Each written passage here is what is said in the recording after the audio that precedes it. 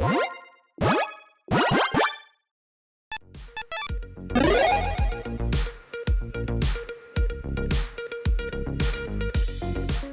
everyone, Mitch coming in for the Commander's Quarters temporary studio. Welcome to the show.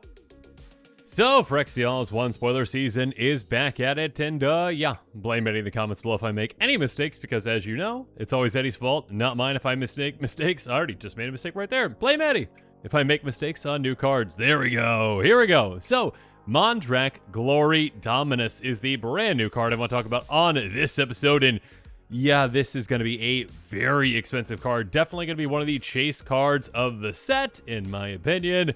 A 4/4 Phyrexian horror that costs 2 white. It says if one or more tokens be created under your control, twice that many of those tokens are created instead. Sound familiar? Yeah, it should. And with that mana value as well at 4, yeah, very, very familiar. We'll talk about the exact reference I'm talking about there. Regardless, that's not all it says, because it also has 1 Phyrexian white, sacrifice to other artifacts and or creatures, put an indestructible counter on Mondrak Glory Dominus. So this is somewhat reminiscent of those Myojin from Kamigawa, though obviously a really gross Phyrexian version of it, and one that gives you that indestructible counter by sacrificing other permanents. Now, those can be artifacts and or creatures, and obviously it's very easy for you to get, either creatures or artifacts that you can sacrifice because, yeah, I mean, if you've got a way to just make a singular token, whether that's an artifact or a creature, you're going to be getting 2 of them, and then you can just pay 1 mana in total and 4 life if you really want to just get the indestructible counter to protect this. So, yeah, this can be a heavy-hitting commander with a great deck built around it that can really pack a punch, and of course, obviously, and the main reason this is going to be so expensive, in my opinion, yeah, this is going to be a card that is included in a ton of decks out there. Because, yeah, I mean, if you've ever, been to an LGS or, been on EDH Tracker, probably even just actually played a game of Commander, there's many players out there, you might have noticed, that love making tokens, and doubling them up is, of course, a very powerful thing, especially, again, when it counts any kind of tokens. This does not specify creature token, and it maybe should have, but it doesn't. And also, again, yeah, this definitely has a way to protect itself as well. So yeah, there's some pretty gross things that you can do with this. Now, on this episode, I'm going to include a link in the description below for the cards I'm talking about on this episode. So if you're excited about building around this as a commander, make sure you check that out. And I'm going to be breaking things down into budget buys, which are cards that are less than $1, even within my budget restrictions, or also some cards I'll talk about toward the end that are the pricier picks that are, well, more than $1 and some much more than $1. So with all that said, let's jump into it. So when it comes to budget buys, well, again, you can blame Eddie for this one, because Eddie pointed out that Nesting Grounds can be a very interesting card with this commander. Nesting Grounds is a very simple land, taps for a colorless, pay 1, tap, move a counter from target permanent you control onto another target permanent, activate only as a sorcery. Yeah, that can be quite spicy with this commander, because again, this commander can very easily get an indestructible counter on it. And sure, you probably want to wait to get 2 indestructible counters on it before actually, moving them. But yeah, being able to utilize Nesting Ground, a land, something that just takes up a land slot in your deck, not really an actual spot in your deck, really in most situations, especially for a monocolored deck. You can just utilize this to protect your other permanents, indestructible counters, which are incredibly potent. And a way to make them even more potent is with Contractual Safeguard, an instant that says, addendum if cast during your main phase, put a shield counter on a creature you control, which is nice, but yeah, indestructible counters are better, because here we go, choose a kind of counter on a creature you control, put a counter on that kind of each other creature you control. So basically, hey, you know that indestructible counter you have on your commander? Let's just put that on every single one of our creatures. Every single one of our creatures for 3 mana now is just indestructible. So yeah, these are some great budget buys to consider. Next up, something else to consider is Populate with a card like Rootborn Defenses, because, well, Populate can help out with a lot of things. Instant for 2 and a white with Rootborn Defenses. Populate, creature control, gain indestructible on a turn. There's indestructible again. Hey, let's protect our team. And of course, on top of that, populating means we get a token that's a copy of a creature token we control. Yeah, this deck is going to build in a lot of ways to make creature tokens, because we're going to double up on those. So you know what? Let's make another token. Oh, wait. Our commander doubles that up, so we make twice as many tokens with this, and of course we protect our team.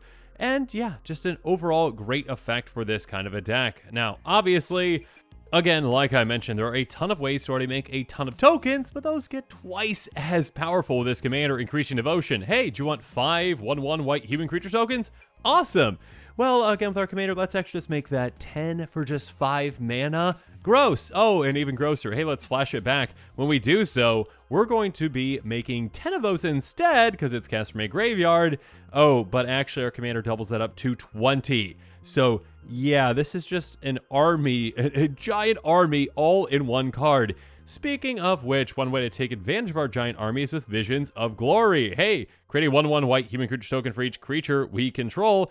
Again, we're going to be making a ton of tokens with this commander. So let's just say we have 10. Okay, Visions of Glory. All right, makes us 10 creatures. That doubles to 20. So we have 30 creatures in play. Let's flash this back again, and actually flashing it back does not cost 10 mana. It's going to cost 4 less than that because our commander costs 4, so it's going to cost 6 mana in total. And yeah, if we flashed it back when we had, 30 in play, we get another 30 plus another 30, so that's 90 creatures from just starting off at 10, which again is very doable. So yeah, this commander can get out of control incredibly quickly. And of course, there are plenty of permanents out there that help us with token creation as well, like, a Mirror Battlesphere. Hey, do you want 4 Mirror? Wait, no! That's 8 now. And of course, when this attacks, we can also punish an opponent that we're attacking with a lot of extra damage because of that. How about extra benefits with Rabble Rousing? It's got Hideaway 5, so yeah, we can store up a card, which we can very easily use very quickly, because when we attack with one of our creatures, we get that many 1/1 green and white citizen creature tokens. Then if we have 10 or more creatures, again, very easy for us to get to, we can play the exile card for free. Basically, hey, you want a card for free? Great! Do you want to basically double up your army? Wait, no, triple up your army with every attack. Yeah, have fun with that. Speaking of fun, we can even have fun with clues with Thorough Investigation. Whenever you attack, investigate.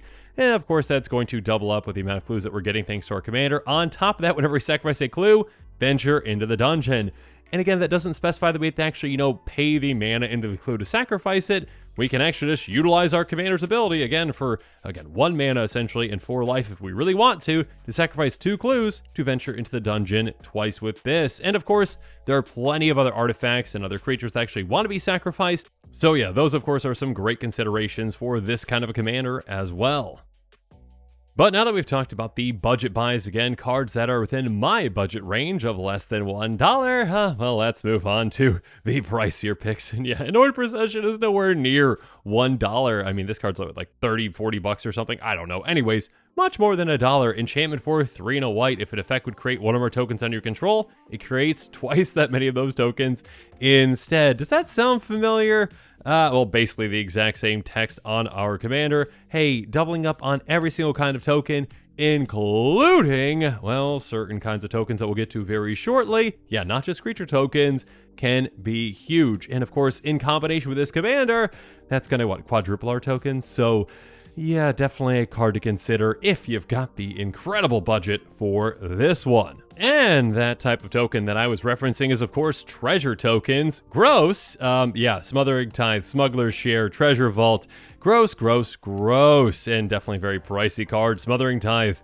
Oh, a very fair card in Magic. Whenever an opponent draws a card, that player may pay 2, because 2 is a reasonable amount to pay for, attacks that happens a ton. If the player doesn't, you create a treasure token, which, of course, with this commander is going to be doubled up to 2 treasure tokens. So every single time a player does not pay 2 mana, you essentially are getting 2 mana for free. Smuggler's Share. At the beginning of each end step, draw a card for each opponent who drew 2 more cards this turn. Well, our commander doesn't double that up, but it does double up this next part. Then create a treasure token for each opponent who had 2 or more lands enter the battlefield under control this turn. So yeah, I mean, of course, there are plenty of decks out there that love to land ramp. I mean, with cards like Rampant Growth, or even just Cracking and Evolving Wilds could trigger this too. So yeah, treasure tokens galore. Speaking of which, a land that can help us out as well, Treasure Vault. Test for colorless, pay XX, tap, sacrifice it, create extra tokens. So basically, normally this would be making you half as many treasures as you put into this, but with our commander doubling this up, basically that is what, consider it just to be one of those X's instead, essentially, right? Hey, you're just gonna make basically X treasure tokens. It doubles it up. So have fun with that. Now, outside of treasures, of course, there are plenty of other fantastic tokens that you can make on a pricier pick budget. I mean, Humble the Host, another consideration. At the beginning of combat on your turn, create tokens a copy of equipped creature, except the token isn't legendary. If the equipped creature is legendary, the token gains haste. You know what's grosser than one of our brand new Mondrak commanders? Multiple. Because they're just going to keep making more and more ridiculous tokens. So yeah, making extra copies of it and doubling up on those copies is going to get quite absurd. Have fun with that math. Regardless, speaking of math, Academy Manufacturer, if you create a clue, food, or treasure token, instead create one of each. So hey, let's make a clue again. Awesome. Now I'm going to make 2 more tokens with a food and a treasure. But wait, my commander says, hey, you know what? Let's make twice as many of those. So yeah, just making 1 token now essentially can make you 6 total tokens. An absurd amount of value. Speaking of value, Divine Visitation, if one or more creature tokens be created under your control, that many 4/4 white angel creature tokens with Flying Vigilance are created instead. Obviously a non-bow with something like Humble the Host, but still a card that can have a massive impact. Again, instead of just making, singular 1/1 tokens, we're going to be making twice as many 4/4 angels with this commander. So yeah, you can just get really out of control with something like this. Overall, though, yeah, Mondrak, Glory, Dominus, I see a Wizards. Yeah, this is definitely one of the chase cards that you're trying to sell the set with. Yeah, hey, what do commander players like? Well, they like making tokens. Well, cool, let's give them a commander that does just that. It's going to double up on all your tokens, but it's going to be a mono white. It can also protect itself, and also, I mean, you can utilize it as a sacrifice outlet. Okay, I need to stop talking like that, but yeah, you can utilize it as a sacrifice outlet again to really take advantage of certain death triggers. You can also, find other ways to gain value out of the indestructible counter again by finding ways to maybe spread it around, like, nesting grounds. So yeah, this is a commander that definitely can pack a punch. It has a lot of potential, and it's one that can fit in the 99 of a ton of other decks out there.